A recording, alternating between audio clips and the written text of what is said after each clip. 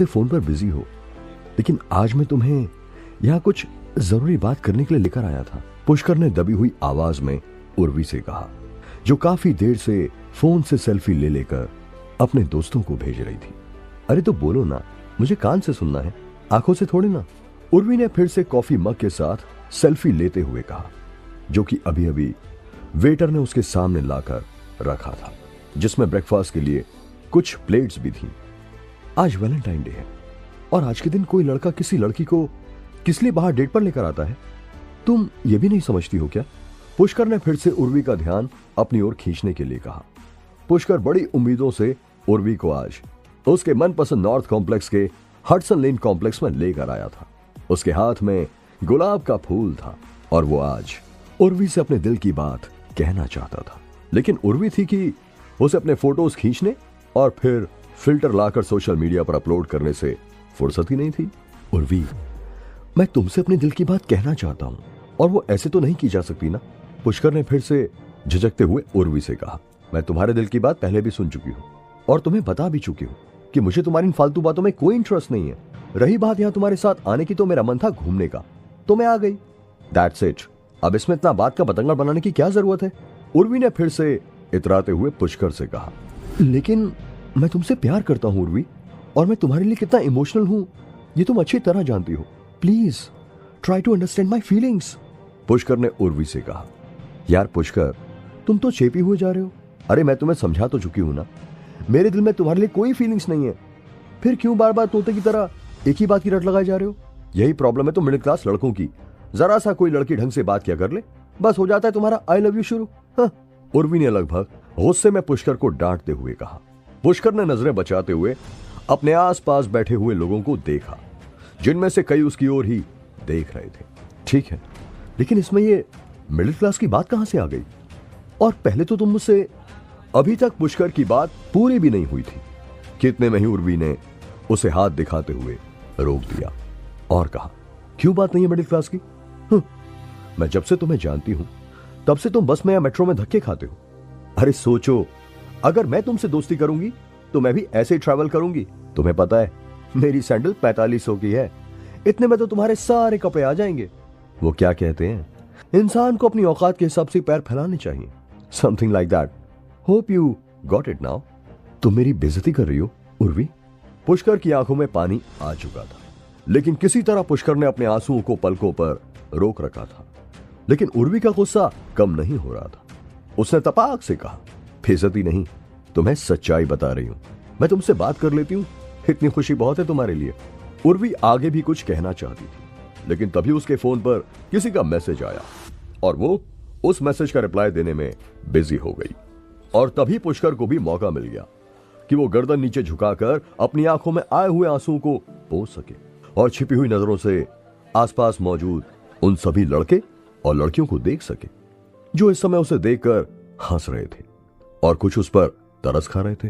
पुष्कर ने अपने हाथ में लिया हुआ गुलाब का लाल फूल वापस से अपनी जेब में रख लिया और फिर से नजर उठाकर उर्वी की ओर देखने की कोशिश की, मगर उसकी हिम्मत नहीं हो रही थी, ना तो उर्वी की ओर देखने की और ना ही वहां से उठने की।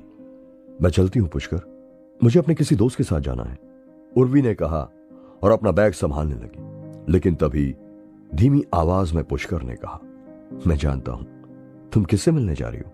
ये वही कमीना अयान है ना? मैंने उसके मैसेजेस तुम्हारे फोन में पढ़े थे। कितनी गंदी और छिछोरी बातें करता है वो, और तुम उसे अपने साइज भी बता रही थी। क्या तुम्हें ऐसी बातें उससे करनी चाहिए? पुष्कर ने धीमी आवाज में उर्वी से कहा, लेकिन जैसे उसने आग में घी डाल दिया था। उसकी बात खत्म होते ही उर्वी जोर से चिल्लाई, what the hell, you creep, you bloody despo, how dare you touch my phone. Urvi की आवाज इतनी तेज थी कि आसपास जितने भी लड़के और लड़कियां खड़े थे वो सब उन दोनों की ओर ही देखने लगे और पूरे कॉम्प्लेक्स में उर्वी की आवाज फैल गई। उस ओपन रेस्टोरेंट का मालिक चक्रधर भी वहां आ पहुंचा था। देखिए, आप दोनों को लड़ाई करनी है तो प्लीज यहां से चले जाइए, यहां तमाशा मत बनाइए, मेरे बाकी कस्टमर्स को प्रॉब्लम हो रही है, चक्रधर ने तेज आवाज में पुष्कर की ओर देखते हुए कहा। पुष्कर ने उर्वी को शांत होने का इशारा किया, लेकिन उर्वी का पारा बहुत हाई था।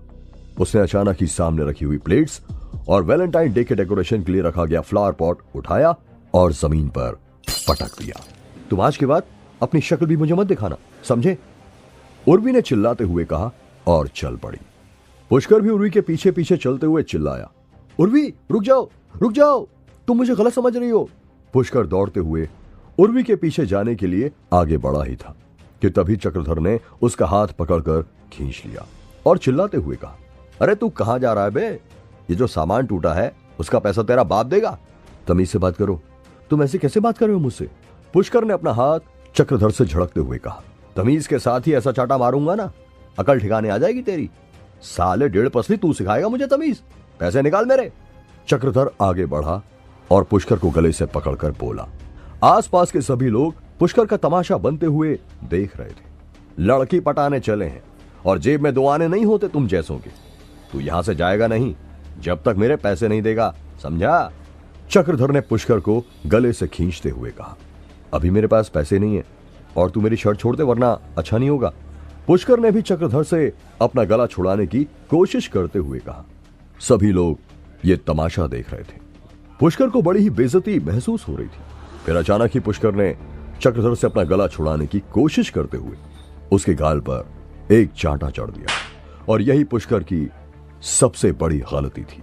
चांटा लगते ही चक्रधर ने पुष्कर की गिरेबान तो छोड़ दी थी, मगर फिर वो आगे बढ़ा और एक जोरदार मुक्का पुष्कर के पेट में दे मारा। आह! डर से बिलबिलाता हुआ पुष्कर नीचे गिर पड़ा और अगले ही पल पुष्कर ने देखा कि चक्रधर और उसके रेस्टोरेंट में काम करने वाले उसके साथ ही लाठी डंडे लेकर उस पर टूट पड़े हैं। साले, इतनी हिम्मत हो गई तेरी? गंदी गंदी गालियां देते हुए चक्रधर और उसके 4-5 आदमी पुष्कर पर टूट पड़े थे और पुष्कर को बुरी तरह से मार रहे थे। वहां मौजूद सभी लोग पुष्कर को ऐसे पीटते हुए देख तो रहे थे, पर उनमें से किसी में भी इतनी हिम्मत नहीं थी कि वो आगे बढ़कर उसे बचाने की कोशिश भी करे। प्लीज बचाइए मुझे, प्लीज कोई पुलिस को कॉल करो, पुष्कर चिल्ला रहा था। लेकिन जैसे सभी बुत बने हुए उसकी ओर देखे जा रहे थे और तभी पुष्कर के चेहरे पर चक्रधर के आदमी ने जोर से लात मारी, जिससे पुष्कर के मुंह से तेजी से खून बहने लगा। साले, मुझ पर हाथ उठाएगा तू? इतनी हिम्मत हो गई तेरी? ये आखिरी शब्द थे जो पुष्कर के कानों में पड़े और उसके बाद उसकी आंखें बंद होने लगी थी। धुंधली आंखों से वो उसी फूल को निहार रहा था जो वो उर्वी को देने के लिए लाया था और अब वो उन लोगों के पैरों के नीचे कुचला जा चुका था। आसपास के सीसीटीवी की रिकॉर्डिंग हटा दो और पुलिस को कॉल कर दो। कह देंगे कि वैलेंटाइन डे के दिन लड़की के चक्कर में 2 ग्रुप की लड़ाई हो गई, बाकी हमें नहीं पता किन लड़कों ने इसे मारा है। जल्दी करो, पुलिस वाले से अस्पताल पहुंचा देंगे, यहीं मर गया तो दिक्कत हो जाएगी। चक्रधर ने अपने आदमियों से कहा। इस घटना के लगभग 2 महीनों के बाद, हे महादेव, ये क्या है? मेरा पूरा शरीर लाल क्यों होता जा रहा है? ओह नहीं नहीं, क्या मैं जल रहा हूं? पुष्कर बाथरूम के शीशे के सामने खड़ा हुआ अपने शरीर को लाल रंग में बदलते हुए देख रहा था। पुष्कर आज फिर उसी कॉम्प्लेक्स में अपनी पुरानी स्कूल की दोस्त श्रावणी के साथ आया था, लेकिन यहां तक फिर से उसे वो ही दिन याद आ गया था। पुष्कर का मन इतना दुखी था कि वो भागकर टॉयलेट में आकर छुप गया, लेकिन जैसे ही पुष्कर ने बाथरूम के मिरर में अपना चेहरा देखा तो वो शॉक हो गया।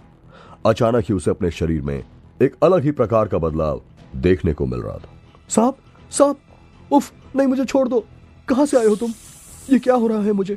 अचानक ही पुष्कर को अपनी छाती और नाभि से 2 सांप निकलते हुए दिखाई दिए, जिनमें से काले और एक नीले रंग का था। ओम ओम ओम, ये शब्द पुष्कर के मुंह से ही निकल रहे थे, मगर आवाज उसकी नहीं थी। तेजी से फुंकार मारते हुए वो दोनों सांप उसकी आंखों के सामने नाचने लगे। ये क्या हो रहा है मुझे? तुम कौन हो? मुझे बताओ प्लीज, क्या तुम्हें मेरे महादेव ने भेजा है? पुष्कर महादेव का भक्त था, लेकिन उसने ये कभी नहीं सोचा था कि एक दिन उसके शरीर में इतने खौफनाक बदलाव के साथ साथ उसके अंदर से ओम की ध्वनि भी आने लगेगी। बाहर से दरवाजा पीटने की जोर जोर से आवाज आ रही थी। ये श्रावणी की आवाज थी जो जोर जोर से चिल्लाते हुए कह रही थी, पुष्कर क्या हो गया तुम्हें? क्या तुम्हारे अंदर हिम्मत नहीं है? ऐसे छुपकर भागने से तुम्हें कुछ हासिल नहीं होगा। उधर बाथरूम के अंदर पुष्कर शीशे के सामने खड़ा था और अपने शरीर पर उभर रहे नीले और काले रंग के बेहद डरावने सांपों की ओर देख रहा था। पुष्कर ने मिरर में देखा कि उसकी आंखें लाल हो चुकी थी, जैसे कि उनमें किसी ने खून की बूंदें डाल दी हो। उसके दिल की धड़कनें तेज होती जा रही थी, पैर कांपने लगे थे। और हो भी क्यों ना, अपने शरीर पर ऐसे डरावने सांपों को देखकर कौन चीख पुकार नहीं करने लगेगा। फिर अचानक ही पुष्कर की आंखें फैलने लगी और उसने देखा कि उसके दोनों कंधों पर वो दोनों सांप फन उठाए सामने की ओर ही देख रहे थे। पुष्कर सामने के मिरर में उन सांपों को अपनी ओर देखते हुए देखकर बुरी तरह से डर रहा था। पुष्कर, तुम बाहर आते हो या मैं सिक्योरिटी को बुलाकर इस गेट को तोड़वा दूं? आज पूरे 2 महीने बाद तुम अपने पैरों पर खड़े हो पाए हो। कॉलेज के एग्जाम्स कुछ ही दिन में स्टार्ट होने वाले हैं। ऐसे डरपोक की तरह हर बात पर बाथरूम में छुप जाओगे तो कैसे चलेगा? और तुम अंदर बैठकर ना जाने क्या कर रहे हो? क्या मुंह दिखाओगे तुम अपने परिवार को? तुम बाहर आते हो या नहीं? श्रावणी ने तेज आवाज में पुष्कर को धमकी देते हुए कहा। लेकिन पुष्कर के कानों में श्रावणी की यह आवाज पड़ ही नहीं रही थी। वो तो इस समय उन सांपों की आंखों में देख रहा था जो सीधे उसकी ओर ही घूर रहे थे। अचानक ही पुष्कर ने उनमें से काले सांप की आंख में घूरा और पुष्कर के सामने का नजारा ही बदल गया। उसने देखा कि वो खुद एक पहाड़ की चोटी पर खड़ा हुआ है, जहां ऊपर आकाश से सांपों की बारिश हो रही थी जो नीचे खाई में गिरते जा रहे थे। फुंकारे मारते हुए सांप नीचे गिरकर खाई में इकट्ठे हो रहे थे। ये बहुत ही डरावना सीन है। पुष्कर की सांसें फूल रही थी। वो वहां से हटना चाहता था, लेकिन तभी उसने ध्यान दिया कि उसके पैरों के नीचे की चट्टान धीरे धीरे जमीन में धंस रही है और वो खाई की ओर बढ़ रहा है। नहीं नहीं, मुझे बचाओ, बचाओ मुझे, ये क्या हो रहा है? रोको इस चट्टान को। लेकिन चट्टान नीचे धंसती ही जा रही थी और पुष्कर और सांपों के बीच की दूरी खत्म होती जा रही थी। पुष्कर कहां है और उसके साथ क्या हो रहा है? वो काले सांप कहां से आए थे? 2 महीने तक पुष्कर हॉस्पिटल में क्यों था? क्या उर्वी पुष्कर की जिंदगी से हमेशा के लिए चली गई है? जानने के लिए सुनिए ओमकारा की एक्साइटिंग कहानी सिर्फ पॉकेट एफएम पर।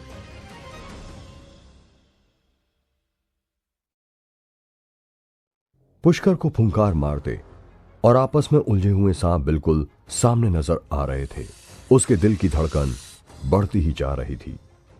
तभी अचानक पुष्कर ने देखा कि एक बड़े आकार वाला सांप उसी की ओर अपना फन फैलाए हुए देख रहा है। पुष्कर बुरी तरह कांप रहा था।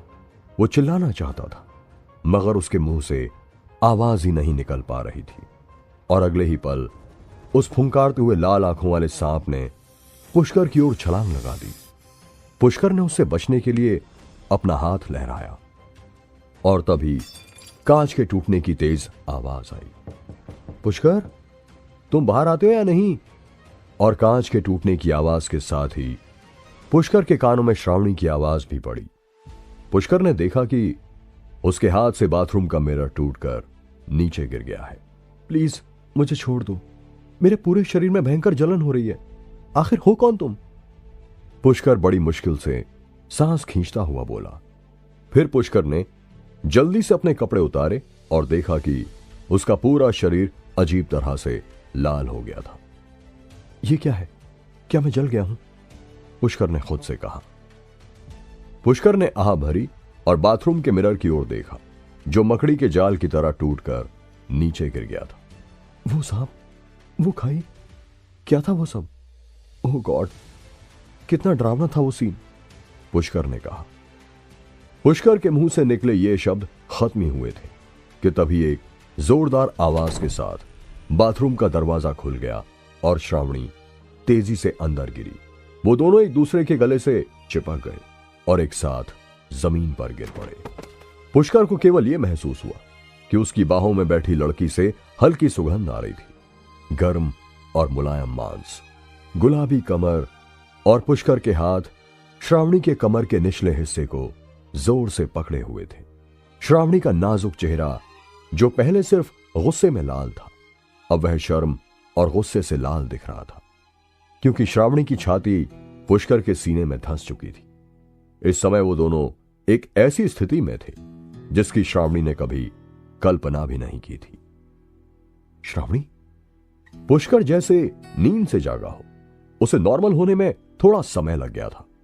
पुष्कर के शरीर पर उभरे वो नीले और काले रंग के सांप गायब हो चुके थे। हालांकि उसे अभी तक यह एहसास नहीं था कि उसके हाथ श्रावणी के खूबसूरत शरीर के कौन से हिस्से पर हैं। पुष्कर अभी तक भौचक्का था। मुझे बहुत दर्द हो रहा है। पुष्कर, तुम क्या कर रहे थे? मैं कितनी देर से दरवाजा खटखटा रही थी, श्रावणी ने दबी हुई आवाज में कहा। और उसके साथ ही श्रावणी ने खुद को पुष्कर की मजबूत पकड़ से छुटाते हुए अपनी गुलाबी मुट्ठी से गुस्सा निकालने के लिए पुष्कर की छाती पर 2 बार मुक्का मारा। हालांकि ये दोनों मुक्के श्रावणी ने अपनी शर्म छुपाने के लिए पुष्कर की छाती पर जड़े थे। उन दोनों मुक्कों के साथ ही पुष्कर को याद आया कि श्रावणी तो उसके स्कूल की दोस्त है और आज वो दोनों यहां नॉर्थ कैंपस में अपने कॉलेज में आए थे। जिसके बाद अचानक ही श्रावणी ने उससे इस कॉम्प्लेक्स में आने के लिए कहा था जहां पिछली बार वो उर्वी के साथ आया था और चक्रधर ने उसकी पिटाई की थी। अरे तुम जल्दी से अपना हाथ हटाओ। श्रावणी अचानक शर्म से चिल्ला उठी। यह एक अनजाने में हुई गलती थी। वैसे तुम मेरे ऊपर हो तो पहले तुम्हें उठना होगा, पुष्कर ने कहा। पुष्कर ने वास्तव में अपना हाथ श्रावणी के शरीर के उस हिस्से पर रखा हुआ था जहां उसे नहीं रखना चाहिए था। यह सुनते ही श्रावणी चिल्ला उठी। वह समय एक आकर्षक ऑक्टोपस की तरह पुष्कर के शरीर पर सवार थी। मैं जानती हूं यह सब किसी गलती है, श्रावणी ने खुद को संभालते हुए कहा। पुष्कर, क्या तुम्हें नहीं लगता कि तुम प्यार में टूटे हुए आशिक हो गए हो? क्या तुम्हें खुद को इस तरह बंद करके आत्महत्या करने की जरूरत है? श्रावणी उठी और शर्मनाक चेहरे के साथ पुष्कर को दोष देते हुए बोली। श्रावणी जमीन से तो उठ चुकी थी लेकिन अपने कपड़े संभालना भूल गई थी और तभी पुष्कर की नजर सीधा उसके टॉप के ऊपर के खुले बटन पर जाकर टिक गई। पुष्कर को यकीन नहीं आ रहा था कि श्रावणी इतनी बड़ी हो चुकी है। श्रावणी ने जैसे पुष्कर की नजरों का पीछा किया तो उसने झट से अपने टॉप का बटन बंद करने की कोशिश की, मगर बटन टूट चुका था और इस समय श्रावणी के पास शर्मा कर अपनी आंखें झुकाने के अलावा और कोई चारा नहीं था। तभी पुष्कर का ध्यान भी उसके ऊपर से हट गया। मैं टूटा हुआ आशिक हूं, पुष्कर ने मुस्कुराते हुए कहा। उर्वी सिर्फ अयान के साथ बात कर रही थी लेकिन तुम इतने मूर्ख थे कि तुमने इसे सीरियसली ले लिया। मैं कुछ समय से तुम्हें कुछ बदला हुआ देख रही हूं पुष्कर, श्रावणी ने कहा। पुष्कर ने श्रावणी की बात पर कोई प्रतिक्रिया नहीं दी थी क्योंकि वो जानता था कि श्रावणी सच बोल रही है। कुछ ही देर पहले उसके शरीर पर गहरे काले और नीले रंग के सांप मंडरा रहे थे और अचानक ही वो सब गायब हो गए जिनके बारे में पुष्कर को खुद भी कुछ नहीं मालूम था। और तो और पिछले कुछ समय से उसके अंदर से अचानक ही ऐसी आवाजें आती थी। तभी श्रावणी ने अपने गुलाबी होंठ दांत से काटे और धीमी आवाज में शिकायती लहजे में कहा, मुझे नहीं पता कि उसमें क्या अच्छा है लेकिन तुम उसके लिए इस तरह बेचैन क्यों हो? श्रावणी ने पुष्कर से कहा। लेकिन अचानक ही पुष्कर की आंखें लाल हो गईं और उसके मुंह से निकला, आज मैं इस चक्रधर का खून पी जाऊंगा। तुम ऐसे क्यों बात कर रहे हो पुष्कर? और ये तुम्हारी आवाज को क्या हुआ? ओह, तुम्हारी आंखें? श्रावणी ने अचानक ही पुष्कर के उस बदले हुए रूप को देखा। पुष्कर बाथरूम से बाहर निकल चुका था और उसके कदम चक्रधर की ओर बढ़ चुके थे। फुंकार मारते काले और नीले सांप पुष्कर के दोनों कंधों पर फिर से आ चुके थे। उसकी आंखें लाल थीं और शरीर पत्थर की तरह सख्त हो चुका था। नहीं, तुम कुछ नहीं करोगे। अगर तुमने चक्रधर को मार दिया तो मैं बड़ी मुसीबत में फंस जाऊंगा। मुझे उसका खून नहीं करना है। पुष्कर ने अपने कंधे पर बैठे सांप को फुंकारते हुए देखकर कहा। पुष्कर के कहते ही काला सांप उसके कंधे से उड़ते हुए सीधे उसकी आंखों के सामने आ गया और बोला, अब तुम हमारे संरक्षण में हो, तुम्हें अपने बदले को पूरा करना ही होगा। काले सांप ने पुष्कर से कहा, मैं उसे अपने तरीके से समझा दूंगा क्योंकि अगर तुमने उसे जान से मार दिया तो मैं बड़ी मुसीबत में फंस जाऊंगा। पुष्कर ने कहा, ठीक है, पर अगर तुम पर फिर से हमला होता है तो हमें उस हमले का जवाब देना ही होगा, फिर चाहे उसमें किसी की जान ही क्यों ना चली जाए। काले सांप ने पुष्कर से कहा, लेकिन किसने दिया तुम्हें यह आदेश? कौन है जो मेरी मदद करना चाहता है? पुष्कर ने उस फुंकारते हुए सांप से पूछा। अभी इस बात का समय नहीं आया है, समय आने पर तुम्हें सब पता चल जाएगा। यह कहकर पुष्कर के कंधे पर बैठा वो सांप गायब हो गया था और अब पुष्कर चक्रधर के सामने आ पहुंचा था। चक्रधर, तुझे क्या लगा मैं तुझे ऐसे छोड़ दूंगा? तुझे अपने किए की कीमत चुकानी होगी। कमीने, आज मैं तुझे जिंदा नहीं छोड़ूंगा। पुष्कर ने चक्रधर के सामने आने के बाद जोर से चिल्लाते हुए कहा, अबे तू फिर आ गया? लगता है पिछली बार तू भूल गया है। पिछली बार तो सिर्फ तेरी हड्डियां तोड़ी थी, इस बार तेरी अर्थी ही यहां से निकलेगी। साले डेढ़ पसली। चक्रधर ने कहा, वो तो कुछ ही देर में पता चल जाएगा कि मेरी अर्थी निकलेगी या तेरी हड्डियां टूटेंगी। पुष्कर ने गुस्से में दांत भींचते हुए कहा, देख, आज मुझे परेशान मत कर, मुझे और भी बहुत काम है। इतना कहकर चक्रधर अपने मोटे शरीर को लेकर फिर से कुर्सी पर बैठ गया और पुष्कर पर ताना मारते हुए बोला, पैसे तो तुम्हारे जैसे फकड़ों के पास होते नहीं, फिर क्यों मुंह उठाकर यहां चले आते हो? पुष्कर चक्रधर के सामने खड़ा हुआ था और अपने अंदर के उस खौफनाक और भयंकर तूफान को शांत करने की कोशिश कर रहा था, क्योंकि पुष्कर जानता था कि उसके अंदर की यह ताकत चक्रधर और उसके आदमियों को खत्म करने के लिए काफी है। अचानक ही पुष्कर ने अपने आराध्य शिव शंकर को याद किया। हे महादेव, मैं इसका खून नहीं करना चाहता, प्लीज मेरे अंदर के इस गुस्से को शांत कर दो, वरना आज मेरे हाथों अनर्थ हो जाएगा। फिर पुष्कर ने चक्रधर से कहा, मैं जानता हूं तुम्हारे सामान की क्या कीमत है और मेरे पास इतने पैसे हैं कि मैं तुम्हारे सामान का हर्जाना भर सकूं, लेकिन तुम अपनी नहीं बल्कि उस सड़े हुए आदमी अयान के शब्द बोल रहे हो। यह सुनते ही चक्रधर शांत हो गया था, लेकिन तभी कुछ सोचते हुए वो गुस्से में खड़ा हो गया और तेज आवाज में चिल्लाते हुए बोला, मिस्टर अयान को बीच में क्यों लाते हो? तुम्हें क्या लगता है कि अयान से उसकी गर्लफ्रेंड छीनना कोई मजाक है?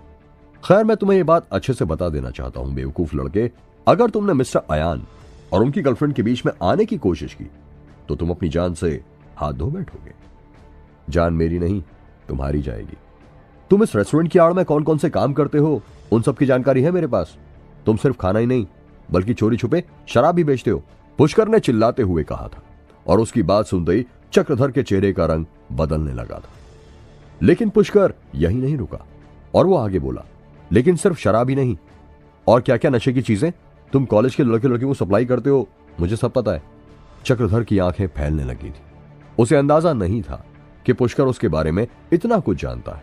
ठीक है, आज से पहले जो भी हमारे बीच में हुआ उसे एक बुरा सपना समझकर भूल जाओ, और मैं भी भूल जाता हूं, और अपनी पिछली गलती के लिए मैं तुमसे माफी मांगता हूं। चक्रधर ने बात को संभालते हुए पुष्कर से कहा, ठीक है, अब मेरा और तुम्हारा कोई संबंध नहीं है जब तक कि तुम खुद मेरे रास्ते में नहीं आते हो, लेकिन अगली बार मैं तुम्हें माफ नहीं करूंगा, पुष्कर ने चक्रधर से कहा। पुष्कर वापस जाने के लिए मुड़ चुका था, क्योंकि उसे अभी यह पता लगाना था कि उसके शरीर के साथ यह अजीबोगरीब घटना क्यों हो रही है। लेकिन जैसे ही पुष्कर बाहर जाने लगा, तभी चक्रधर के रेस्टोरेंट में काम करने वाली एक लड़की तेजी से भागती हुई वहां आ गई और चिल्लाते हुए बोली, सर, एक बूढ़ी औरत कैबिन में बेहोश हो गई है, आप जल्दी चलिए। लेकिन पुष्कर ने उस लड़की की बात को अनसुना करके बाहर जाने का मन बना लिया था, मगर जैसे ही वो बाहर आया तो उसे श्रावणी कहीं भी दिखाई नहीं दी। अरे, लड़की कहां गई? अभी तो मैं उसे यहीं पर छोड़कर गया था, पुष्कर ने कहा। पुष्कर ने रेस्टोरेंट के अंदर देखने की कोशिश की तो उसने देखा कि श्रावणी उसी ओर भागी चली जा रही है जहां वो बूढ़ी औरत बेहोश हो गई थी। पुष्कर भी ना चाहते हुए उसी ओर चल पड़ा। श्रावणी, तुम यहां क्या कर रही हो? चलो यहां से, मैंने चक्रधर से समझौता कर लिया है, पुष्कर ने श्रावणी के पास जाकर कहा। ओह, ये तो बहुत ही अच्छी बात है, लेकिन जिस तरह तुम चक्रधर की ओर गए थे मैं तो डरी गई थी, तुम बहुत ही गुस्से में लग रहे थे, श्रावणी ने राहत की सांस लेते हुए पुष्कर से कहा। पुष्कर जानता था कि श्रावणी उसके उस रुद्र रूप की बात कर रही थी जिसके बारे में वो खुद भी नहीं जानता था। पुष्कर तो बस यही जानता था कि आज उसने कितनी मुश्किल से अपने आप से चक्रधर को बचाया था। तभी पुष्कर के कानों में उस बूढ़ी औरत के पति की रोने की आवाज पड़ी। देखो ना पुष्कर, इस बूढ़ी औरत को क्या हो गया है, ये बेचारी बेहोश हो गई है, श्रावणी ने सामने फर्श पर बेहोश लेटी हुई बूढ़ी औरत की ओर इशारा करते हुए कहा। पुष्कर ने आंख उठाकर उस बूढ़ी औरत और उसके पति की ओर देखा। उसके साथ में उसका पति विलाप कर रहा था और बाकी लोग खड़े हुए डॉक्टर का इंतजार कर रहे थे। ऐसा लग रहा था कि वो बूढ़ी औरत अपनी सांसें खो चुकी है। क्या पुष्कर उस बूढ़ी औरत की जान बचा पाएगा? क्या पुष्कर अपने शरीर में हो रहे इस बदलाव के बारे में जान पाएगा? जानने के लिए सुनते रहिए ये एक्साइटिंग कहानी सिर्फ पॉकेट एफएम पर।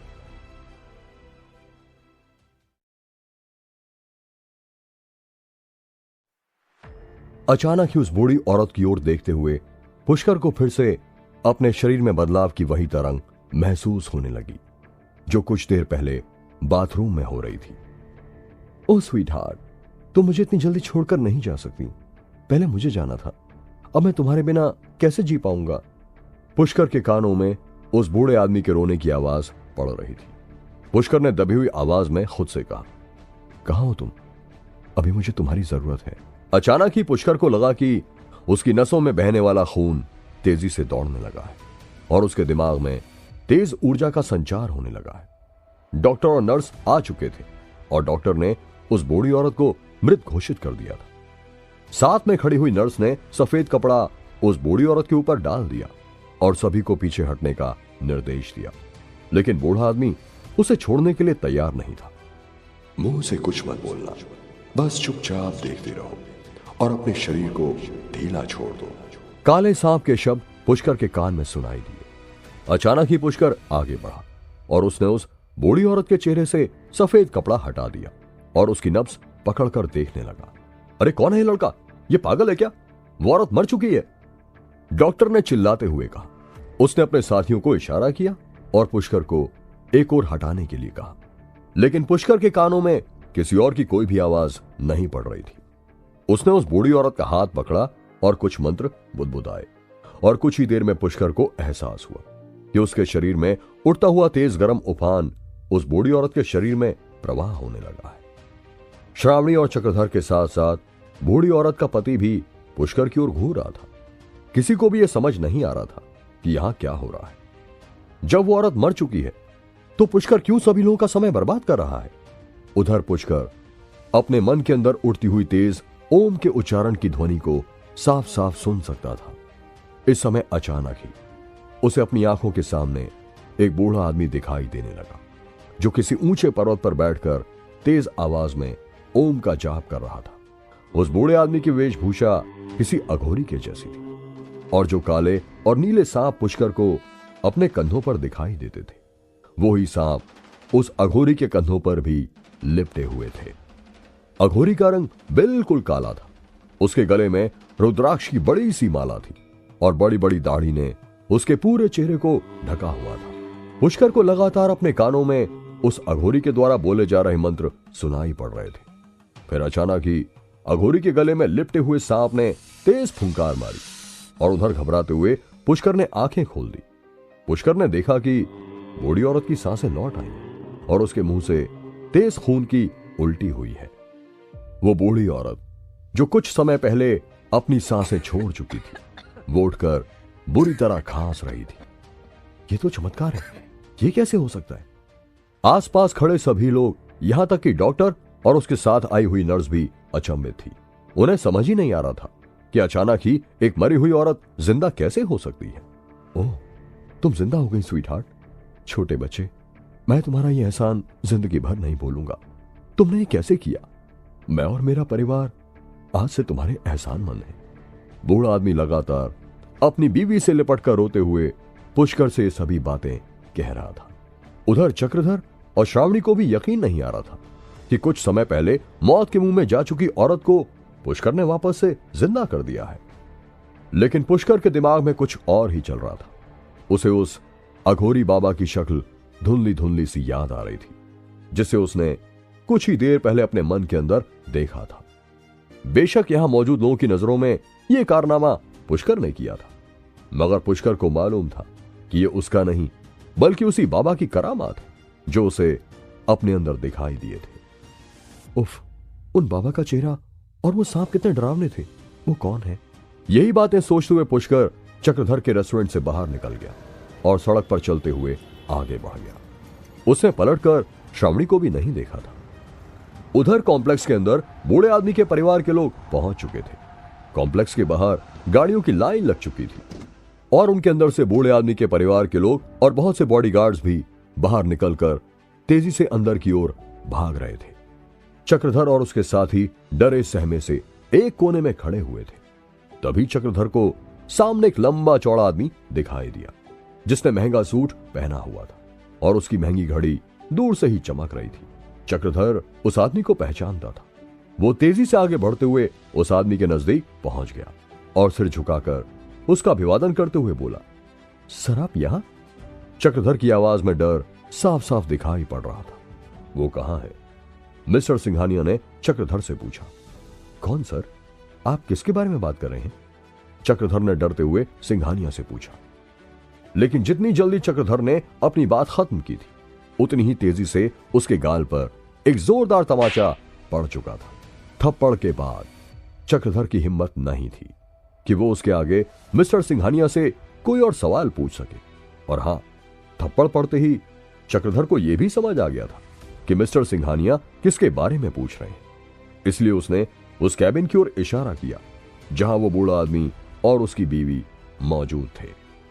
मिस्टर आनंद महेंद्रू, अब कैसी तबीयत है मिसेस महेंद्रू की? सिंघानिया ने कैबिन में पहुंचते ही सामने बैठे हुए बूढ़े आदमी से पूछा। ओह गॉड, क्या ये बूढ़ा couple mister and Mrs Mahendru है? सिंघानिया की बात सुनते ही चक्रधर और उसके साथियों के होश उड़ गए थे। उन्होंने कभी सपने में भी नहीं सोचा था कि इस समय उनके रेस्टोरेंट में शहर के इतने बड़े रईस और उनकी पत्नी मौजूद थे। और अभी अभी जिस बूढ़ी औरत की जान पुष्कर ने बचाई थी वो और कोई नहीं बल्कि मिसेस महेंद्रू थी। तभी अचानक एक और सूट बूट पहने हुए मध्यम उम्र का आदमी, जिसके साथ एक बहुत ही सुंदर लड़की भी थी, वो सभी तेजी से उस कैबिन की ओर दौड़ते हुए आए। रेस्टोरेंट के अंदर लोगों का तांता लग चुका था। बहुत से बॉडीगार्ड जो कि ब्लैक सूट में थे, वो सभी रेस्टोरेंट के अंदर आ चुके थे।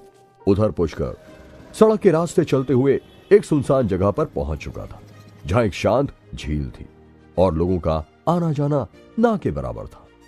पुष्कर को अभी भी धुंधली सी अघोरी बाबा की शक्ल याद आ रही थी, जो उसने कुछ ही समय पहले बूढ़ी औरत को ठीक करते समय देखी थी। और उसके द्वारा बोला जा रहा ओम मंत्र का जाप अभी तक पुष्कर के कानों में गूंज रहा था। यह मंत्र और जाप ठीक वैसा ही था जैसे कभी बचपन में पुष्कर को उसकी मां ने सिखाया था। पुष्कर झील के किनारे शांति से बैठ गया और फिर जैसे ही उसने आंखें बंद की तो फिर से उसे वही काले और नीले रंग के जहरीले सांप दिखाई देने लगे थे। पुष्कर ने ध्यान लगाना शुरू करते ही ओम का उच्चारण शुरू कर दिया था। जब भी तुम्हें कुछ समझ ना आए और जिंदगी में बहुत सी उलझनों ने तुम्हें घेर लिया हो, तो शांति से बैठकर ओम के जाप के साथ महादेव को याद करना। देखना, महादेव तुम्हारी जरूर रक्षा करेंगे और तुम्हें सही रास्ता दिखाएंगे। मां की दी हुई सीख पुष्कर के कानों में गूंज रही थी और उसी का पालन करते हुए पुष्कर ने इस परेशानी का हल ढूंढने के लिए ही ध्यान में बैठकर ओम का जाप करना शुरू कर दिया था।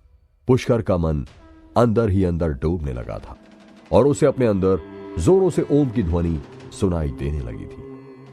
उधर रेस्टोरेंट के अंदर मिस्टर महेंद्रू का परिवार उन्हें देखते ही बेचैन हो गया था। दादाजी, दादाजी, एक खूबसूरत लड़की चिल्लाते हुए आगे बढ़ी। मां, पिताजी, आप दोनों ठीक तो हैं? उस आदमी ने बूढ़े आदमी और उनकी पत्नी से कहा। आनंद महेंद्रू के परिवार के साथ उनके पारिवारिक डॉक्टर मिस्टर सत्यजीत भी आए हुए थे। मिस्टर और मिसेस महेंद्रू दोनों कुर्सी पर शांति से बैठ चुके थे। ओह, हमारी प्यारी पोती मिहिका भी हमसे मिलने के लिए आई है। मिस्टर महेंद्रू ने मिहिका के गाल पर हाथ रखते हुए कहा। डॉक्टर सत्यजीत, प्लीज देखिए ना, मेरी दादी को क्या हुआ है? मिहिका की आंखों में आंसू थे और वो डॉक्टर सत्यजीत से आग्रह करते हुए बोली थी, अरे तुम क्यों चिंता करती हो, हम दोनों बिल्कुल ठीक हैं। दादी ने मिहिका के सिर पर हाथ फेरते हुए कहा। मिहिका की आंखें लाल थीं और वो काफी डरी हुई भी लग रही थी। उसने सुबकते हुए अपने दादाजी से कहा, दादाजी, आप जब भी दादाजी के साथ कहीं घूमने जाते हैं तो कभी भी किसी को साथ लेकर नहीं जाते हैं और फिर ऐसी जगह आते हैं जहां के बारे में हमें कुछ पता ही ना हो। आनंद महेंद्रू ने कहा, अरे मैं और तुम्हारी दादी यही नॉर्थ कैंपस के कॉलेज के पढ़े हुए हैं और यहाँ की गलियों में हम छुप छुप कर मिला करते थे। इसीलिए अक्सर जब भी पुरानी यादें ताजा करनी होती हैं तो यहीं पर डेट मारने आ जाते हैं। ये कहते हुए मिस्टर आनंद महेंद्रू बहुत तेजी से हंसने लगे। तभी मिस्टर सिंघानिया ने हंसते हुए कहा, मिस्टर महेंद्रू, आप जब भी दोबारा जगह पर आए तो कृपया एक बार मुझे जरूर फोन कर दें। मैं यहां आपके लिए सब इंतजाम भी कर दूंगा। मैं आगे से ध्यान रखूंगा। लेकिन वो लड़का पुष्कर कहां गया? अगर वो आज ना होता तो तुम्हारी दादी जिंदा नहीं बचती मिहिका, दादाजी ने कहा। मिस्टर महेंद्रू की बात सुनते ही सभी लोग इसे उनका आदेश समझकर पुष्कर को इधर उधर खोजने लगे, लेकिन वो उन्हें कहीं भी दिखाई नहीं दिया। जब उन्होंने सीसीटीवी कैमरों में देखा तो उन्हें पता चला कि पुष्कर तो पहले ही बाहर जा चुका है। अरे ये कैसा लड़का है, इतना बड़ा काम करने के बाद भी बिना इनाम के ही चला गया, मिस्टर महेंद्रू ने कहा। उधर झील के किनारे पुष्कर ओम का जाप करता हुआ शून्य की स्थिति में जा चुका था। अचानक ही पुष्कर को चारों ओर धुआं ही धुआं दिखाई देने लगा। ठंडी ठंडी सर्द हवाएं चल रही थी और तभी उसे एक ऊंचे बर्फीले पर्वत पर बैठा हुआ वही अघोरी दिखाई दिया जो उसे बूढ़ी औरत को ठीक करते हुए दिखाई दिया था। उसके चारों ओर भयंकर काले और नीले रंग के सैकड़ों सांप दिखाई दे रहे थे जो समय समय पर फुंकार मार रहे थे। अघोरी की आंखें बंद थी और वो बेहद ही सटीक और साफ आवाज में ओम का जाप कर रहा था। उसके काले काले लंबे बाल जटाओं की तरह आपस में उलझे हुए थे और उसके गले में रुद्राक्ष की बड़ी सी माला पुष्कर को साफ साफ दिखाई दे रही थी। धीरे धीरे पुष्कर अपने मन में अंदर की ओर झांकते हुए आगे बढ़ने लगा था। उसका अंतर्मन साफ साफ देख सकता था कि बर्फीले पर्वत पर बैठे उस अघोरी जैसे बाबा के गले में एक बहुत बड़ी नरमुंड की माला भी थी और उसका चेहरा दाढ़ी और मूंछों के बालों से ढका हुआ था। उसके माथे पर त्रिपुंड बना हुआ था और उसके माथे से ऐसा तेज निकल रहा था जैसे सूरज की रोशनी हो। पुष्कर धीरे धीरे उसे नजदीक से देखने के लिए आगे बढ़ रहा था। फिर अचानक ही उस बूढ़े अघोरी की आंखें खुल गई जो खून की तरह सुर्ख लाल थी। उसकी लाल लाल बड़ी बड़ी आंखें देखकर पुष्कर बुरी तरह डर गया और उसका ध्यान टूट गया। सुबह हो चुकी थी। पुष्कर ने अपने शरीर की धूल हटाने के लिए जल्दी से कपड़े उतारे और सामने झील में छलांग लगा दी। कुछ देर बाद जब पुष्कर अच्छे से नहा चुका था तो वो झील से बाहर निकल आया और जैसे ही पुष्कर किनारे पर आकर अपने कपड़े पहनने वाला था तभी उसे झील के सामने से जाने वाली सड़क पर एक लड़की दिखाई दी। पुष्कर ने ध्यान से देखा तो वो लड़की उसी की ओर देख रही थी। उस लड़की को देखकर पुष्कर एक बार के लिए चौंक गया था क्योंकि उसे बिल्कुल भी अंदाजा नहीं था कि कोई इस तरह की सुनसान जगह पर भी आ सकता है। पुष्कर ने जल्दी से अपने कपड़े पहन लिए और वो धीरे धीरे उस लड़की की ओर बढ़ने लगा, लेकिन तभी उसे एक तेज कार की आवाज सुनाई दी और उसके बाद एक गोली की आवाज, जिसे सुनते ही पुष्कर के पांव जहां थे वहीं के वहीं रुक गए। क्या पुष्कर उस लड़की को बचा पाएगा? कौन था वो आदमी जिसने उस लड़की पर गोली चलाई थी? जानने के लिए सुनते रहिए ये एक्साइटिंग कहानी सिर्फ पॉकेट एफएम पर।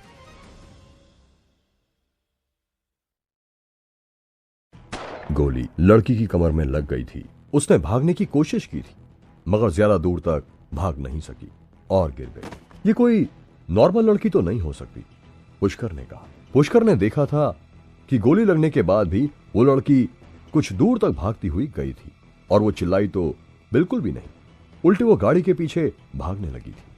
लेकिन तभी पुष्कर ने देखा कि जिस गाड़ी के ड्राइवर ने उस लड़की को गोली मारी है वो लड़की को नीचे गिरा हुआ देखकर रुक गया है। उस गाड़ी में से एक आदमी निकल कर आया और उसने लड़की को उठाकर अपनी गाड़ी में डाल दिया। आगे बढ़ो, इंतजार किस बात का है? अचानक ही पुष्कर के कान के पास से आवाज आई। पुष्कर ने देखा कि उसके कंधे पर बैठा हुआ काला सांप उसे ही देख रहा है। तुम फिर आ गए, आखिर कौन हो तुम? वो सांप को देखते ही पुष्कर की हवाइयां उड़ गई थी। ये परिचय देने का समय है, पहले हमें उस लड़की की जान बचानी होगी, उस काले सांप ने कहा। नहीं, हम उस लड़की की जान क्यों बचाएंगे? तभी पुष्कर के कानों में दूसरी आवाज आई। उसने पलटकर देखा तो उसके दूसरे कंधे पर दूसरा नीले रंग का सांप था। पुष्कर हक्का बक्का रह गया था। वो बिल्कुल भी नहीं समझ पा रहा था कि ये दोनों सांप उसके कंधों पर क्यों बैठे थे और अचानक ही उस लड़की के लिए क्यों लड़ रहे थे। आप दोनों कौन हैं और मेरे कंधों पर क्यों बैठे हो? पुष्कर ने डरते हुए पूछा।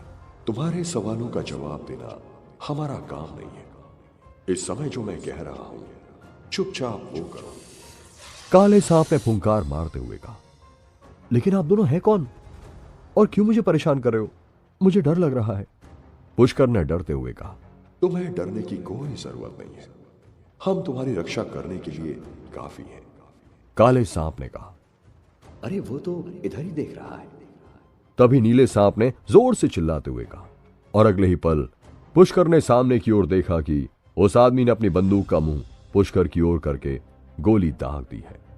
मगर इससे पहले कि वो गोली पुष्कर को छू पाती, पुष्कर एक और हवा में उड़ गया और उस गोली के रास्ते से हट गया। पुष्कर हवा में कलाबाजी खाकर वापस जमीन पर आ चुका था और जैसे ही उसने पांव फिर से जमीन पर रखे, पुष्कर ने तेजी से एक पत्थर का टुकड़ा उठाया और पूरी जान लगाकर तेज गति से उस आदमी की ओर फेंक दिया।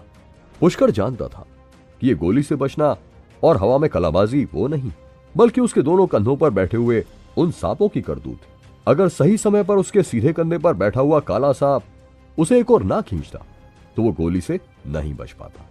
पत्थर का वो टुकड़ा हवा में गोली से भी तेज रफ्तार से गया और सीधे उस आदमी के माथे में घुस गया। वह पत्थर यही नहीं रुका, बल्कि उस छोटे से पत्थर ने गोली चलाने वाले आदमी के सिर को भेद दिया और उससे पार होकर दूसरी ओर की गाड़ी के शीशे को तोड़ता हुआ पार निकल गया। पुष्कर ने खुद को सामान्य करने के लिए तेजी से कुछ गहरी सांसें ली और फिर वो जल्दी से उस कार की ओर आगे बढ़ा। पुष्कर जानता था कि इस गाड़ी में कैमरा लगा हो सकता है, जिससे कि उसकी तस्वीर इस गाड़ी के मालिक या फिर इस आदमी के बॉस तक जा सकती है। इसीलिए उसे इस गाड़ी के रिकॉर्डिंग डिवाइस को नष्ट करना ही होगा। जैसे ही पुष्कर ने आगे बढ़ते हुए गाड़ी का पिछला दरवाजा खोला तो एक मासूम सा बदन उसकी ओर गिर गया। ये वो ही लड़की थी जो बेहोश हो चुकी थी। पुष्कर ने उस लड़की के मासूम चेहरे को देखा और पाया कि वो लड़की सचमुच बहुत ही खूबसूरत थी।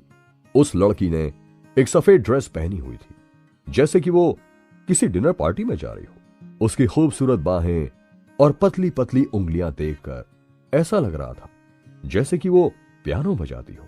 तभी पुष्कर ने उसकी हथेलियों पर जख्म का निशान देखा, जिससे पुष्कर समझ गया कि उसने जरूर हाथ में खंजर पकड़ा हुआ होगा और उसके हाथ से खून की बूंदें भी नीचे गिर रही थी। पुष्कर ने उस लड़की को संभालते हुए ऊपर की ओर उठाने की कोशिश की और तभी उसकी नजर लड़की के गले से होते हुए नीचे गहराई तक चली गई। नजरों को संभालो, ये कई बार बड़ी मुश्किलों में डाल देती है। तभी उसके सीधे कंधे पर बैठे हुए काले सांप की आवाज पुष्कर के कान में पड़ी और पुष्कर ने अपनी आंखें उस लड़की के सीने से हटा ली। पुष्कर लड़की को उठाकर नीचे लिटाना चाहता था, मगर तभी उस लड़की के एक हाथ ने पुष्कर को कस कर पकड़ लिया और उसके गुलाबी होंठ धीरे से खुले। लड़की ने धीमी आवाज में पुष्कर से कहा, प्लीज मुझे बचा लो, प्लीज मुझे बचा लो। पुष्कर ने देखा कि गोली उस लड़की के कंधे के पास फंसी हुई है। पुष्कर ने सामने की ओर से लड़की के कंधे पर उंगली घुमाई और गोली की सही स्थिति को भांप लिया, लेकिन उसकी इस हरकत ने लड़की को दर्द से करहाने पर मजबूर कर दिया था। नतीजा यह हुआ कि वो लड़की दर्द में चिल्लाती हुई पुष्कर से लिपट गई। उफ, ये क्या है? ये तो बहुत ही गहरा घाव है। इसमें से कितना खून बह रहा है। इसकी तो हड्डी भी साफ नजर आ रही है।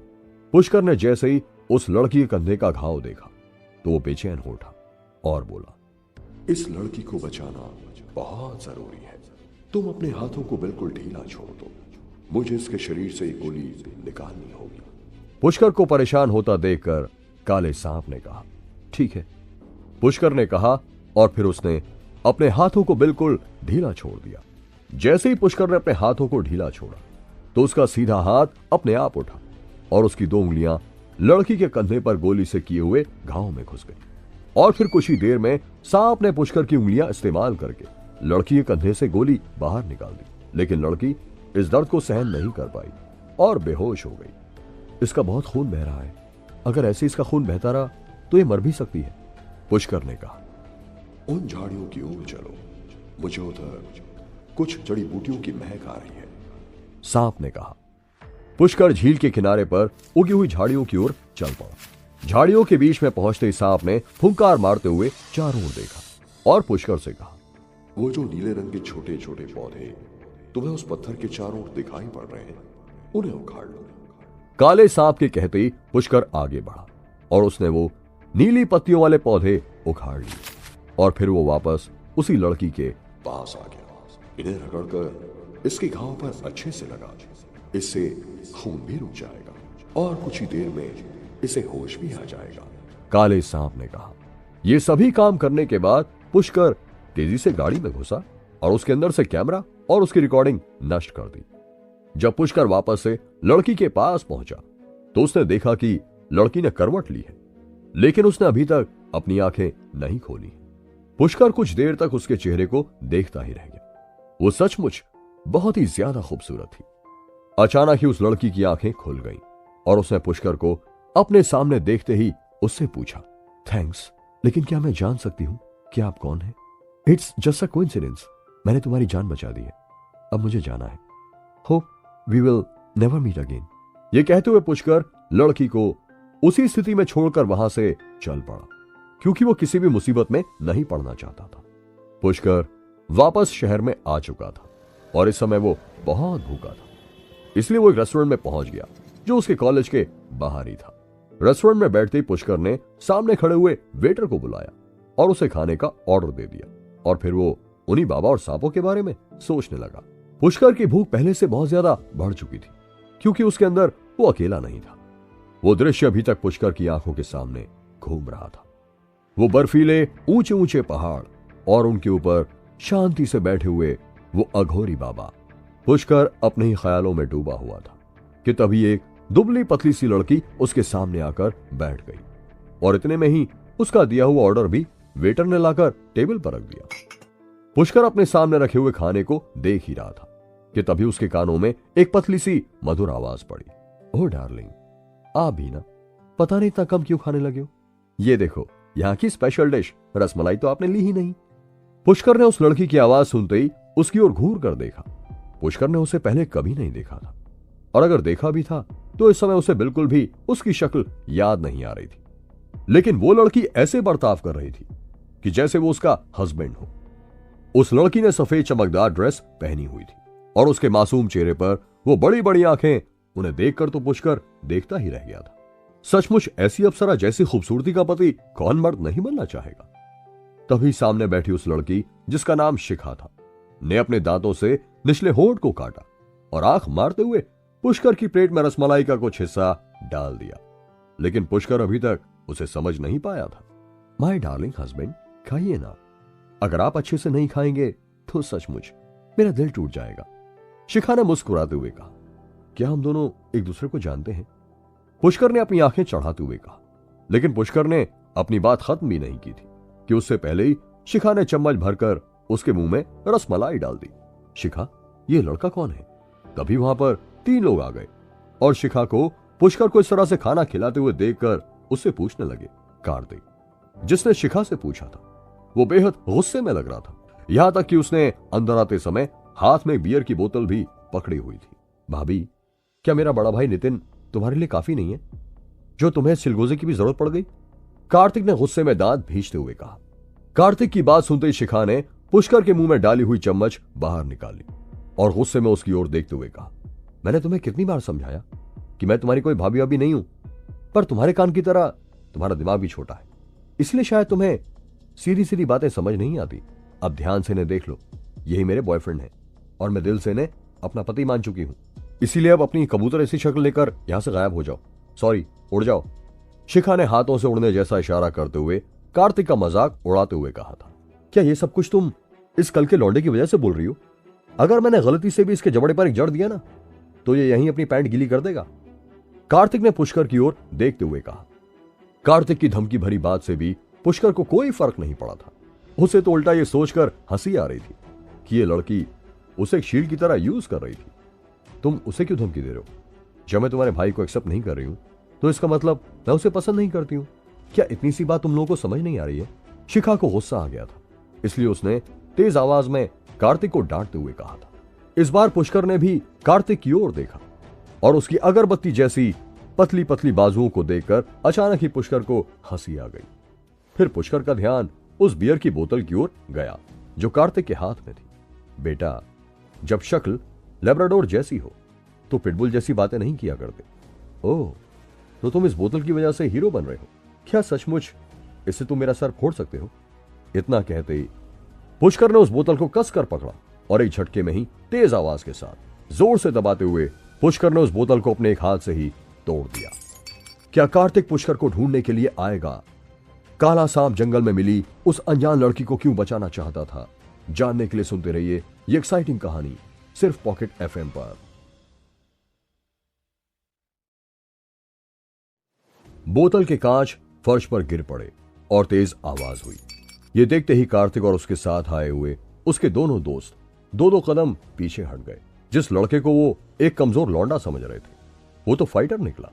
लेकिन सिर्फ इतना ही नहीं, पुष्कर ने बोतल के वो कांच के टुकड़े फर्श से उठाए और उन्हें हाथ से मसल कर पाउडर बनाते हुए अपने सामने की टेबल पर रगड़ दिया। अबे गधों, जाओगे या तुम्हारा भी पाउडर बना दूं? पुष्कर ने कार्तिक और उसके दोस्तों से कहा। उन तीनों की आंखें ऐसे फटी हुई थी जैसे उन्होंने कोई भूत देख लिया हो। उन्होंने आज तक किसी को एक हाथ से बियर की बोतल को तोड़कर उसका पाउडर बनाते हुए नहीं देखा था। अगर और थोड़ी भी देर हम यहां रुके तो फिर हड्डियों के डॉक्टर के यहां मिलेंगे। दूसरे लड़के ने कहा। कौन हो तुम? मैं तुम्हारा नाम जानना चाहता हूं, कार्तिक ने किसी तरह हिम्मत बांधते हुए कहा। क्यों बताऊं मैं अपना नाम? पुष्कर अपने अंदर की आवाज को सुन सकता था। यह उसी काले सांप की आवाज थी जो उसके अंदर था। तुम्हारे लिए अब इतना ही काफी है कि मैं इस लड़की का हस्बैंड हूं। पुष्कर ने हंसकर शिखा की ओर इशारा करते हुए कार्तिक की बात का जवाब दिया। शिखा के शरीर में अचानक से कंपकपी छूट गई थी। उसने कभी भी किसी के मुंह से ऐसे शब्द नहीं सुने थे। अचानक ही उसका दिल जोर से धड़कने लगा था। शर्माते हुए उसने अपना सिर नीचे कर लिया। तीनों लड़के खिसिया कर रह गए थे। ठीक है, मैं तुम्हें याद रखूंगा, और अगर तुम्हारे अंदर हिम्मत है तो तुम मेरा यहीं पर इंतजार करो। कार्तिक ने दांत भींचते हुए पुष्कर से कहा। मेरे पास इतना समय नहीं होता कि तुम जैसे लुक्कों का यहां बैठकर इंतजार करूं। हिसाब तुम्हें बराबर करना है तो ढूंढना भी तुम्हें ही पड़ेगा। पुष्कर ने उन्हें टका सा जवाब दे दिया था। कार्तिक अब इससे ज्यादा बेइज्जती ना तो बर्दाश्त कर सकता था और ना ही पुष्कर का कुछ बिगाड़ सकता था। इसलिए वो चुपचाप अपने साथियों को लेकर वहां से चल पड़ा। सॉरी, शिखा ने धीमी आवाज में चम्मच मुंह में दबाते हुए पुष्कर से कहा, और इसी के साथ उसे ध्यान आया कि जो चम्मच उसने अपने दांतों के बीच दबाई है वही उसने कुछ देर पहले पुष्कर के मुंह में डाली थी। ये ध्यान आते ही शिखा बुरी तरह से शर्मा गई। ओह गॉड, तो क्या ये मेरी पहली किस थी? शिखा ने मन ही मन कहा और फिर हल्के से नजर उठाकर पुष्कर की ओर देखा। लेकिन वो इतना शर्मा रही थी कि ज्यादा देर तक पुष्कर की ओर देख ही नहीं सकी, और फिर आहिस्ता से गर्दन झुकाकर बोली, मैं माफी चाहती हूं कि मैंने आपका इस तरह से इस्तेमाल किया। लेकिन शिखा की बात खत्म ही नहीं हुई थी कि उसे किसी के तेज तेज चलने की आवाज सुनाई दी। शिखा ने सिर उठाकर देखा तो पुष्कर तेजी से उठकर वहां से चल पड़ा था। हेलो मिस्टर, मेरी बात अभी खत्म नहीं हुई है। शिखा जल्दी से उठी और पुष्कर के पीछे पीछे दौड़ती हुई उसके पास आकर बोली, मैं उन लोगों की बात कभी नहीं सुनता जो मेरा फायदा उठाने की कोशिश करते हैं। पुष्कर ने चिढ़ते हुए शिखा से कहा, लेकिन मैं उसके लिए माफी मांगती हूं और तुम्हें आज डिनर के लिए इनवाइट करना चाहती हूं। शिखा ने कहा, कोई जरूरत नहीं है, मुझे अकेले ही खाना पसंद है। पुष्कर ने कहा और फिर आगे की ओर बढ़ गया। पुष्कर का जवाब सुनकर शिखा सन्न रह गई थी। उसने मन ही मन कहा, अरे मुझे आज तक किसी ने ऐसा जवाब नहीं दिया, और तो और लड़के तो मेरे आगे पीछे घूमते हैं और मेरे साथ डिनर पर जाने के लिए मरते हैं, और एक ये लड़का है जिसे मैंने खुद इनवाइट किया, मगर इस लड़के ने तो मुझे बिल्कुल इग्नोर कर दिया। शिखा चुप हो गई थी। वो भौचक्की सी खड़ी हुई पुष्कर को जाते हुए देख रही थी। ओहो, तुमने मुझे उससे ढंग से बात क्यों नहीं करने दी? तुम्हें दिखाई नहीं देता कि वो कितनी सुंदर थी? वो मुझे डेट पर बुला रही थी और तुमने उसे यूं उल्टा सीधा जवाब देकर भड़का दिया। पुष्कर ने अपने अंदर छुपे हुए सांप से झल्लाते हुए कहा, क्योंकि वह लाख कोशिशों के बाद भी उन दोनों सांपों पर काबू नहीं कर पा रहा था, और उन्होंने ही शिखा को इस तरह से जवाब देने के लिए पुष्कर को मजबूर किया था। तो क्या हुआ? तुम्हें उसकी नजरों में हीरो भी तो मैंने ही बनाया था। और छोड़ो ये बकवास बातें, अभी तुम्हें बहुत बड़े बड़े काम करने हैं। इन झंझटों से दूर रहोगे तो ही अपना लक्ष्य पा सकोगे। सांप ने कहा, लक्ष्य? कैसा लक्ष्य? मुझे तुम्हारी बात समझ ही नहीं आ रही है। आखिर तुम हो कौन? कभी तो मेरी मदद करते हो और कभी मुझे इस तरह से शर्मिंदा करा देते हो। पुष्कर ने झल्लाते हुए कहा, कहा ना, तुम्हें समय आने पर सब पता चल जाएगा। सांप ने जवाब दिया, लेकिन कब? कब बताओगे मुझे? सुनो, हेलो। लेकिन फिर पुष्कर को अपने अंदर से कोई आवाज सुनाई नहीं दी। धीरे धीरे चलते हुए पुष्कर अपने कॉलेज पहुंच चुका था, और उसके बाद वो लाइब्रेरी में जाकर बैठ गया। शिखा भी पुष्कर के पीछे पीछे ही कॉलेज की लाइब्रेरी पहुंच गई थी। अरे यार, ये तो यहां भी आ गई। अगर इसने फिर से मुझसे डिनर के लिए कहा तो मैं जल्दी से तैयार हो जाऊंगा। पुष्कर मन ही मन शिखा को देखते हुए यही सोच रहा था। शिखा ने भी पुष्कर को देखा। अरे ये बेवकूफ उल्टी किताब क्यों पकड़कर बैठा है? मुझे तो लगता है सचमुच कोई साइको है। पुष्कर को किताब के पीछे अपना मुंह छिपाए हुए बैठा देखकर शिखा ने मन ही मन सोचा। तभी शिखा के मोबाइल पर एक कॉल आया और वो भागते हुए लाइब्रेरी से बाहर निकल गई। ओह, तो ये भी इसी कॉलेज की है? चलो फिर तो बहुत अच्छा है, अब तो इससे मुलाकात होती रहेगी। पुष्कर ने शिखा को जाते हुए देखकर कहा, अरे तुम पुष्कर, तुम यहां? तभी पुष्कर को अपने पीछे से किसी की आवाज सुनाई दी। पुष्कर ने पीछे मुड़कर देखा तो एक औरत उसके पीछे खड़ी थी, जिसकी उम्र लगभग 40 वर्ष की थी। क्या तुम्हें भी पौधे और उनके बारे में पढ़ना पसंद है? मैडम का अजीब सा सवाल सुनकर पुष्कर चौंक गया था।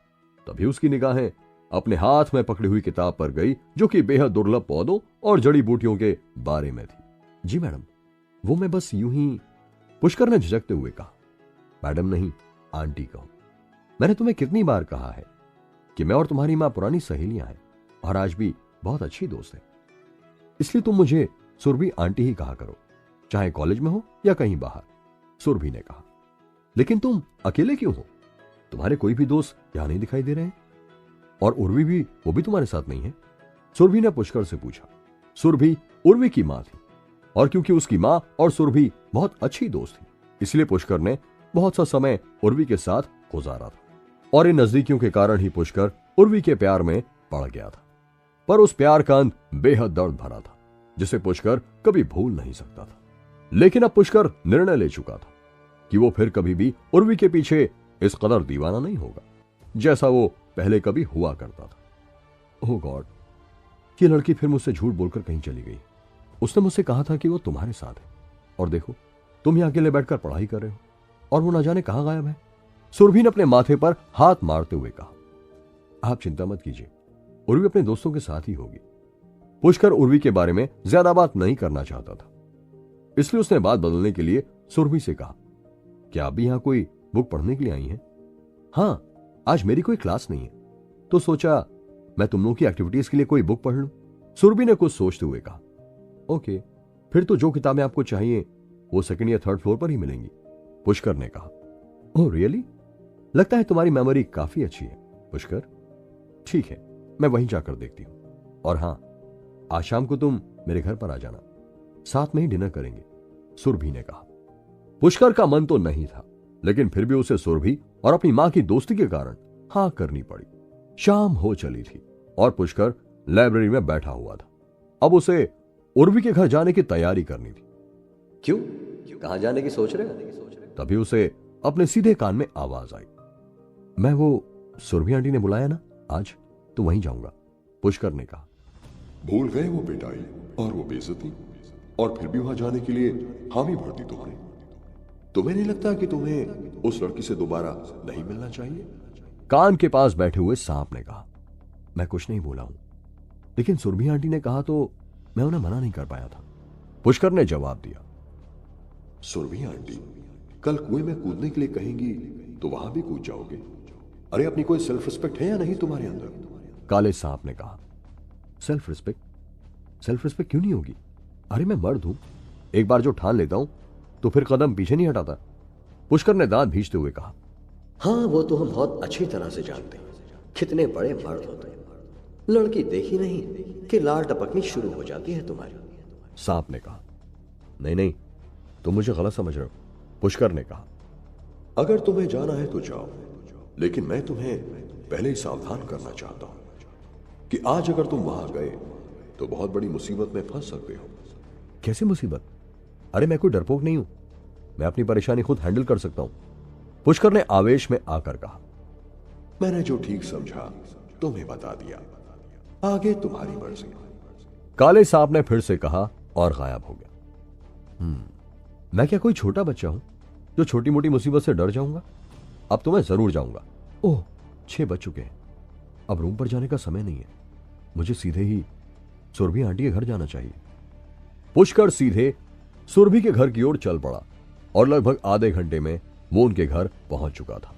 आओ पुष्कर, मैं तुम्हारा इंतजार कर रही थी, डिनर जल्दी ही तैयार होने वाला है। वैसे क्या तुम्हें कुछ स्पेशल खाने का मन है? मैं कुछ और भी तुम्हारे लिए बना सकती हूँ।